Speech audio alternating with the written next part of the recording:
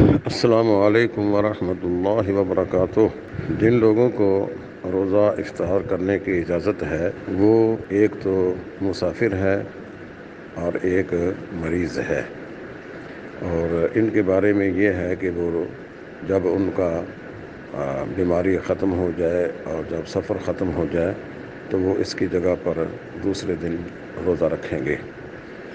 اور کچھ ایسے لوگ ہیں جو روزہ رکھ ہی نہیں سکتے، مثلاً ایک بہت بوڑھا آدمی ہے یا ایک بوڑھی خاتون ہے یا ایسا دائمی مریض ہے جس کے شفا یابی کی امید نہیں ہے، تو اس کے لیے یہ فدیہ ہے۔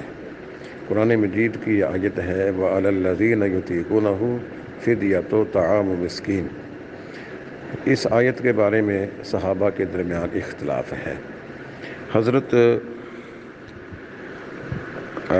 سلمہ بن اکوع رضی اللہ تعالی عنہ بیان کرتے ہیں کہ جب یہ آیت نازل ہوئی تو جو شخص روزہ چھوڑنا چاہتا وہ فدیہ دے دیتا، حتیٰ کہ بعد والی آیت نازل ہوئی ہے فمن شہد منکم الشہر فلیصمہ، تو اس آیت نے اس آیت کو منسوخ کر دیا۔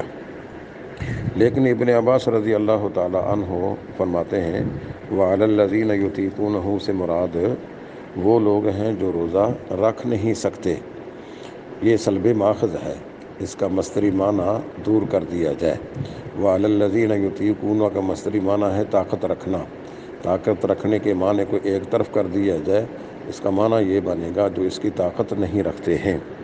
تو یہ منسوخ نہیں ہے، بلکہ اس سے مراد وہ بوڑھا شخص ہے یا بوڑھی عورت ہے جو روزہ رکھنے کی طاقت نہیں رکھتے ہیں، تو اس کے لیے جو ہر دن کے بدلے ایک مسکین کو کھانا کھلا دیں۔ اور یہ کھانا کھلانے کی مسکین کو کھانا کھلانے کے بارے میں بھی اختلاف ہے۔ کچھ لوگ یہ کہتے ہیں کہ مسکین کو کھانا کھلانا ضروری ہے، جمہور کا یہی مسلک ہے۔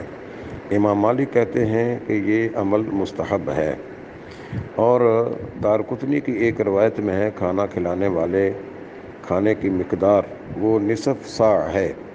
نصف صاع جو ہے ہمارے اعشاری نظام کے مطابق وہ 1 کلو اور تقریباً 50 گرام ہے، اور آپ اس کو 1.25 کلو سمجھ لیں، یہ اتنی گندم دے دی جائے۔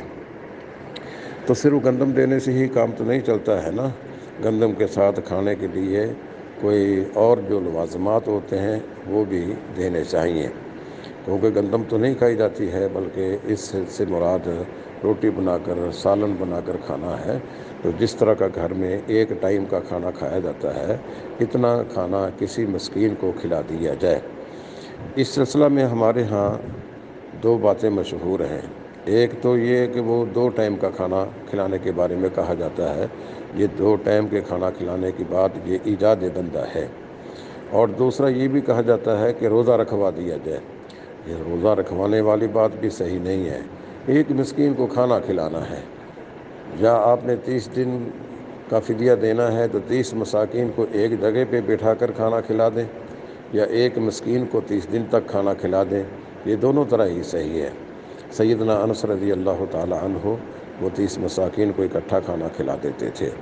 تو یہ فدیہ ہے، اور فدیہ جو ہوتا ہے یہ اس شخص کے لیے ہے جو روزہ رکھنے کی طاقت نہیں رکھتا ہے۔ اگر روزہ رکھنے کی طاقت نہ ہو، اس کی ہمت نہ ہو، تو پھر وہ روزے کی بجائے فدیہ دے دے۔ تو فدیہ یہ کھانا ہی کھلانا چاہیے۔ ہمارا رجحان تو یہی ہے، قرآن کریم کے جو الفاظ ہیں وہ فدیہ تو طعام مسکین ہے۔ اگرچہ دارقطنی کی روایت میں اس کی مقدار نصف صاع بیان کی گئی ہے، یعنی وہ گندم 1.25 کلو گندم دے دی جائے۔ کچھ ہمارے حضرات جو ہیں وہ اس کی قیمت دینے کے قائل اور فائل ہیں، اگرچہ کھینچا تانی کر کے جواز نکل تو آتا ہے، لیکن ہمارا رجحان یہی ہے کہ وہ پیسے دینے کے بجائے وہ نصف صاع گندم دے دے اور اس کے لوازمات بھی ساتھ ادا کرے، یا کھانا پکا کر ایک مسکین کو وہ ایک ٹائم کا کھلا دے۔ تو یہ ہے فدیہ کا معنی، اور فدیہ صرف اس انسان کے لیے ہے جو روزہ رکھنے کی طاقت نہیں رکھتا۔ السلام علیکم ورحمۃ اللہ وبرکاتہ۔ العلماء علماء و عوام میں حائل خلیج دور کرنے کی ایک منفرد کاوش۔